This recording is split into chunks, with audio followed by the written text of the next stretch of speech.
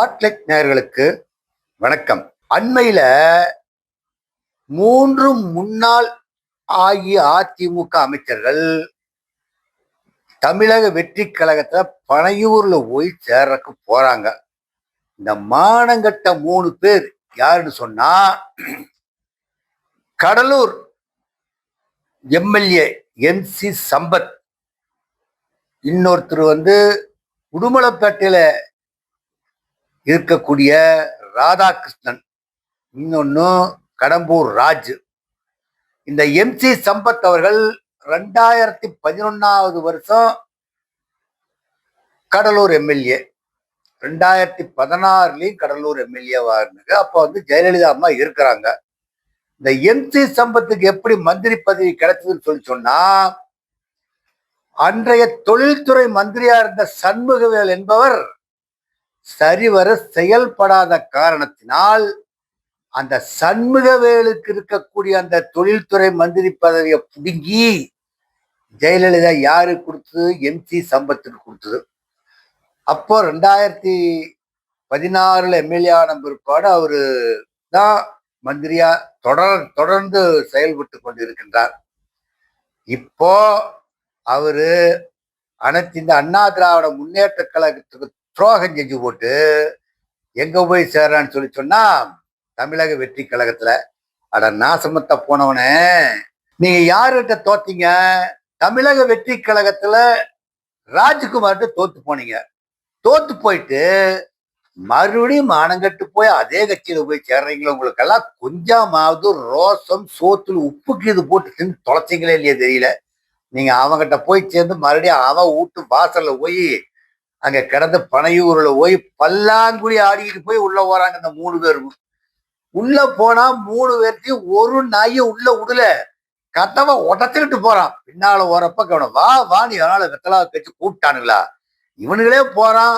போன போட கதவை உடைச்சிட்டு உள்ள போய் நாங்க தமிழக வெற்றி கழகத்தை கை தொங்கி கிடக்குது, நாங்க கரத்தை வலுப்படுத்துறோம்னு போறானுங்க. இந்த MC சம்பத்தோட சேர்ந்த 3 முன்னாள் மந்திரி. கோவில்பட்டி மந்திரியா இருந்தா கடம்பூர் ராஜுன்னு சொல்லி ஒருத்தர் மந்திரியா இருந்தார்.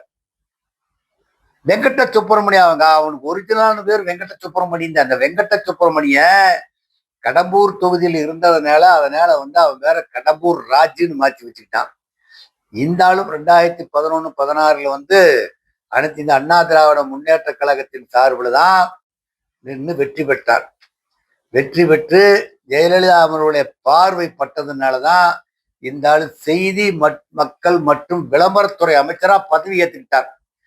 இந்த பதவி ஏற்றவன் இன்னைக்கு அனைத்து இந்த அண்ணா திராவிட முன்னேற்ற கழகத்துக்கு துரோகத்தை செஞ்சு போட்டு எங்க போய் சேர்றான்? பனையூர்ல போய் பல்லாங்குழி விளையாட போறார். இவரோட சேர்ந்த இன்னொரு கூட்டாளி உடுமலை ராதாகிருஷ்ணன். இந்த உடுமலை ராதாகிருஷ்ணன் 2014 தான் நின்று ஜெயிச்சு வர்றார். ஜெயிச்சு வந்தா இவருக்கு வீட்டு வசதித்துறை வாரியம் மந்திரியா இவர் பதவி ஜெயலலிதா வீடுல போட்டது. அப்போ அதுக்கு பின்னால ஜெயலலிதா காலமானதுக்கு பின்னால இவர் கால்நடைத்துறையா மந்திரியா கூட இருந்தார். இந்த 3 இப்போ இந்த ஆளு திமுக காரன் தோத்து போயிட்டான். திமுக காரர் யாருன்னு சொன்னா ராஜ்குமார் கிட்ட தோத்து போயிட்டார். உடுமலை ராதாகிருஷ்ணன் ராஜ்குமார் கிட்ட தோத்தார் திமுக காரர்கிட்ட.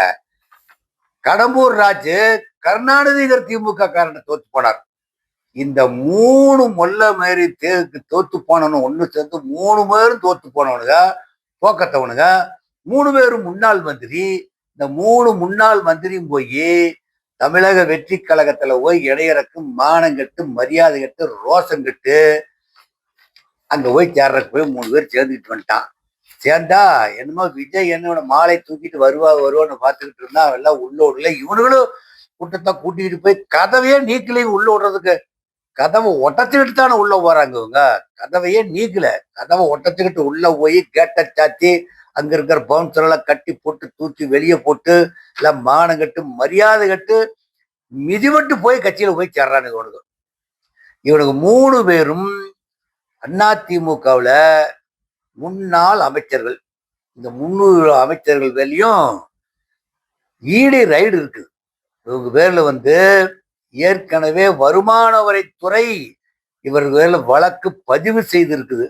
அந்த பதிவை தூசு தட்டி எடுத்தா தங்களுக்கு பாதிப்பு ஏற்படும் என்ற காரணத்தினால் இந்த மூணும் போய் எங்க போய் சேர்ந்துச்சுனாக்கா தமிழக வெற்றி கழகத்துல போய் ஐக்கியமாகிச்சு. ஐடி ரைடுல இருந்து தப்புறதுக்குங்கிறது கண்டிப்பா அவங்க நடவடிக்கை எடுப்பாங்க. இப்ப உடுமலை ராதாகிருஷ்ணன் இருக்கிறார் இல்லையா, அவரு கால்நடைத்துறை மந்திரியா இருந்தாரு. அவர்கிட்ட ஒரு பிஏ ஒரு ஆள் இருந்தார். அவரு பேரு கர்ணன். இந்த கர்ணனுக்கு என்ன வேலைன்னு சொல்லி சொன்னா, ஊரை அடிச்சு அரிச்சு உலைகளை போட்டு பணத்தை வசூல் பண்ணி யாருக்கு கொடுக்கற வேலைன்னா உடுமலைப்பேட்டை ராதாகிருஷ்ணன் கொடுக்கற வேலைதான். இப்படி பணத்தை வாங்கி கொடுத்து ஒரு சிலர்கிட்ட காரியம் செய்ய முடியல, எல்லாம் ஏமாத்திட்டான்னு சொல்லி இந்த உடுமலைப்பேட்டை ராதாகிருஷ்ணனுடைய பிஏ கர்ணனை அங்க இருக்கிறவனுங்க குண்டு கட்டா கட்டி காலில் தூக்கிட்டு போய் வாக்கியாமேடு தூக்கிட்டு போயிட்டானுங்க. தூக்கிக்கிட்டு போய் அவங்கிட்ட ஏற்கனவே கொடுத்த பணத்தை எல்லாம் என்ன கேட்டு அதையெல்லாம் பறிமுதல் பண்ணிட்டு 2 நாள் கழிச்சுதான் கொண்டு வந்து எங்க விட்டாங்க, அங்க உடுமலைப்பேட்டையில் விட்டுட்டு போனாங்க. அப்பேற்பட்ட யோகியதனை பிஏவா வச்சிருந்த உடுமலை ராதாகிருஷ்ணன் இன்னைக்கு போய் தமிழக வெற்றி கழகத்தில் சேர்ற. இந்த தமிழக வெற்றி கழக தூய சக்தின்னு சொல்றானுங்க இந்த மொல்லமேரி கட்சிக. இவனுங்க எல்லாம் அயோக்கியனுங்க. இப்ப போய் சேர்றானுங்க அங்க எல்லாமே அயோக்கியம் தான் போய் சேர்றான். யோக்கியன்னு சொல்லி ஒருத்தனாவது தமிழக வெற்றி கழகத்தில் இது வரல போய் சேர்ந்திருப்பானா? ஏற்கனவே இருக்கக்கூடிய ஒரு கட்சியில அயோக்கித்தனம் பண்ணி மொல்லமேரித்தனம் முடிச்சவுக்கு மண்டி நமக்கு இனிமேல் வருமானத்துக்கு வழி இல்லை என்பதற்காக அங்க போய் காலடியில் உளுந்து கிடக்கிறது போயிட்டாங்க. அங்க அதுதான் அங்க நடந்துகிட்டு இருக்குது. தமிழக வெற்றி கழகத்துல போய் சேர்ந்தோன்னு எல்லாம் புண்ணியம் ஆயிடுவானுங்களா? இவனுங்களே 108 வச்சுக்கிட்டு ஆட்சி அமைக்க யோகியதில்லைன்னு சொல்லி இந்த காங்கிரஸ்காரனை கையை பிடிச்சி இழுத்துக்கிட்டு வர்றான். அப்புறம் மறுபடியும் விடுதலை திருப்திகளை இழுத்துக்கிட்டு வந்து மந்திரி பதவி கொடுக்குறான். காங்கிரஸுக்கு 2 மந்திரி பதவி, முஸ்லீம் லீக்குக்கு ஒரு மந்திரி பதவி. இப்படி மந்திரி பதவி கொடுத்து தன்னுடைய ஆட்சி தக்க வைக்கிறதுக்கு கர்ண கொடூரமா ஆட்சி நடத்திட்டு இருக்கக்கூடிய தமிழக வெற்றி கழகம் தான் இன்னைக்கு புனிதமான கட்சி தூய சக்தின்னு போய் சேர்றானுங்க.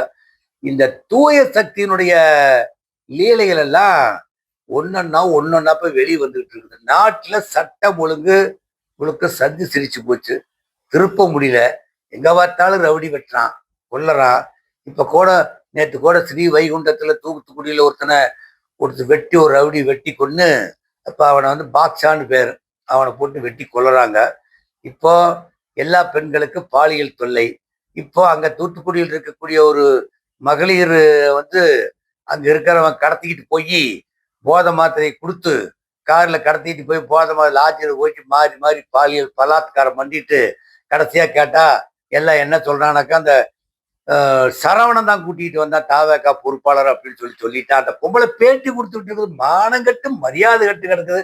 நம்ம சொல்லுது எல்லாம் இந்த சரவணன் சொல்லித்தான் நான் இவங்கெல்லாம் என்னை கடத்திக்கிட்டு போனாங்க, கூட்டினானுங்க, எல்லாம் சேர்ந்து இப்படி பண்ணா எனக்கு இப்படி எல்லாம் பாலியல் துன்புறுத்து கட்டினா என்னோட இன்னொரு பொண்ணுன்னு சொல்லி அந்த பெண்ணுடைய பேரை சொல்றதுக்கு என்னால இல்லை, கெட்டதை நான் கெட்டு போயிட்டேன்னு சொல்லி விஜய்கிட்ட முறையிட்டவர்களுக்கெல்லாம் என்ன பிரயோஜனம்? இப்போ வேலையே பயரம் மேய்ச்சிட்டு இருக்கிற கதை தான் தமிழக வெற்றி கழகத்துல நடந்துகிட்டு இருக்குது.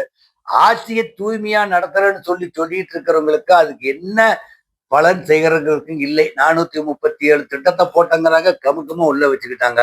ஒரு திட்டத்தையும் செயல்பட முடியவில்லை. இவங்களுடைய நோக்கம், இந்த ஆதவர்ஜனுடைய நோக்கம் அதிமுக இருக்கிறவனையெல்லாம் கூட்டி கொண்டாந்து தன்வசம் வச்சுக்கிட்டு அதிமுக காலி பண்ணணும். அந்த எண்ணத்துலதான் ஆதவர்ஜன் அப்படித்தான் தூண்டி போட்டு இழுத்துக்கிட்டு இருக்கிறாங்க. தூண்டி இழுத்துக்கிற மீனெல்லாம் போய் அங்க போய் ஒண்ணுக்கும் பிரயோஜனம் இருக்காது, ஒரு மரியாதையும் கிடைக்காது, ஒரு மண்ணும் கிடைக்காது. இதெல்லாம் தலக்கணம் பிடிச்சி தெரியறவனுங்க. இந்த வீர ஆவேசம் பேசிட்டு இருக்கிற இந்த ஆதவர்ஜனெல்லாம் இன்னைக்கு நடந்த ஒரு வைகுண்டத்துல ஸ்ரீ வைகுண்டத்துல நடத்தக்கூடிய ஒரு வெட்டுக்குத்துக்குமே அந்த மகளிர் அணி பாலியல் பலாத்காரம் பண்ணி சரவணன் என்ன பண்ணி நடவடிக்கை எடுத்தாங்கவங்க எல்லாம் இவனும் லாட்டரி சீட்டை கொண்டா உள்ள விட்டு கொள்ளையடிக்கிற முயற்சியில உட்கார்ந்து இருக்கிறாங்க. 1 மாசம் ஆகி போய் ஒரு செயல்பாடும் இல்லாமல் இருந்து தூங்கிக்கிட்டு இருக்கிற அரசு தான் தமிழக வெற்றி கழக அரசு. இப்ப தூங்கிக்கிட்டு தான் இருக்குது, முழிச்சுக்கிட்டே இல்லை. இப்போ போன ஆட்சியில் இருக்கக்கூடிய குறைன்னு சொல்லி சொன்னா நீங்க வந்தோடனே அதான் 10 லட்சம் கோடி கடன் சொல்லி போடுறாயோ. கடனை கட்டுறதுக்கு நீங்க வந்தீங்க. அப்புறம் கடனை கட்டுறதுக்கு உண்டான முயற்சி பண்ணணும் இல்லையா? இதுவரையிலும் ஒரு செயல் திட்டத்தையும் தீட்டின பாடு இல்லை. இப்போ நீங்க எல்லாம் மோதிரம் கொடுக்கணும்னு சொன்னீங்க, குழந்தை பிறந்த அந்த 1 மாசத்துல தமிழ்நாட்டுல எந்த பெண்களுக்கும் குழந்தையே பிறக்கலையா? யாருக்குமே குழந்தை பிறக்கலையா? பிறந்த குழந்தைக்கெல்லாம் நீங்க மோதிரம் போடுறோன்னு சொன்னீங்க. மோதிரத்தையும் காணா. கல்யாணமே ஆகலையா? எல்லாத்துக்கும் பட்டுப்புடவை வாங்கி கொடுக்கணும்னு சொன்னா தமிழ்நாட்டுல ஆட்சி ஏற்படுத்த பிற்பாடு தமிழ்நாட்டுல எங்கேயுமே கல்யாணம் நடக்கலைங்க. எல்லா கல்யாணமே நடக்காத கல்யாண மண்டபம் காலியா கிடக்குது. ஊருக்குள்ள எங்கேயுமே கல்யாண விசேஷமே நடக்கல. முகூர்த்தனாலேயே எடுத்துச்சானுங்க. இத்தனை முகூர்த்தம் நடந்து கல்யாணம் நடந்து பல ஆயிரம் பேர்த்துக்கு கல்யாணம் நடந்து யாருக்கு பட்டு சீலை கொடுத்த, யாருக்கு தங்கம் கொடுத்தீங்க? நீங்க சொல்ல காப்பாற்றணும். அதுக்கு வக்கில்லாத அரசு தான் இது.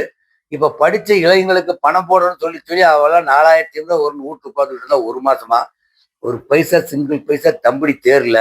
இந்த லட்சணத்துல இவங்க நாங்க தூய்மையான ஆட்சி கொடுக்கணும்னு சொல்லி கூட்டணி கட்சிக்கு திராவிட முன்னேற்ற கழகத்திலிருந்து கூட்டணியில் இருந்தக்கூடிய கட்சியினுடைய அவங்களெல்லாம் இழுத்துக்கிட்டு போய் ஆட்சி நடத்திட்டு இருக்கிற விஜய் அங்க மேடையில போய் பேசுறாரு. தூர்ந்த சக்தி தீர்ந்த சக்தி தூர்ந்த கட்சி தீர்ந்த கட்சின்னு பேசிட்டு இருக்கிறாங்க.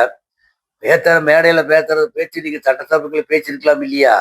சட்டசபைக்குள்ள உம்மனா மூஞ்சியாட்ட உட்காந்துட்டு ஒன்றும் தெரியாத பாப்பா உள்ளுக்குள்ள போட்டாலா தாப்பாங்கிற மாதிரி இருந்துக்க வேண்டியது. வெளியே எவனோர்த்த எழுதி கொடுக்கறத வச்சுக்கிட்டு பேப்பரை வச்சுட்டு விளாசு அந்த எழுதி கொடுக்கறத சட்டசபை எழுதி வாங்கிட்டு போயிடும். சட்டசபை ஓடி முடியாது. அதுக்கெல்லாம் ப்ரெசன்ஸ் ஆஃப் மைண்ட்ஸ் வேணும். என்ன கேட்கறாங்களோ கேட்டதுக்கு உடனே பதில் சொல்லணும். பதில் சொல்ற அளவுக்கு அவங்களுக்கெல்லாம் யாருக்கும் ஒரு வக்கு இல்லை. அந்த நிலைமையில தான் இப்ப தமிழக வெற்றி கழகம் ஓடிக்கொண்டு இருக்குது. காத்தால டிஃபன் பாக்ஸ்ல தூக்கிட்டு வந்துட்டு சாயங்காலம் இருக்கிறாங்க.